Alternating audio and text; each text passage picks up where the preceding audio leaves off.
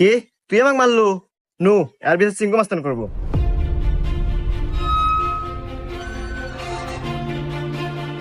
চিঙ্কু মাস্তান, ও আমাকে একটা থাপড় মারছে, আর বিচার দেন।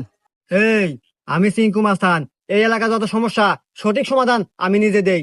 নয় ওরা এক থাপড় খাবো, আর নাহলে এক থাপড়ের বদলে 10টা জরিমানা দেবো।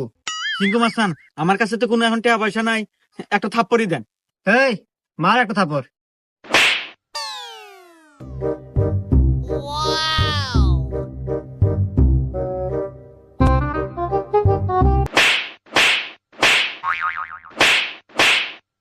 এই যে আমি এখান থেকে যাওয়ার সময় 50 টাকা পরে পাচ্ছিলাম, তো ভাবলাম যে এখানে খরচ করে দিই।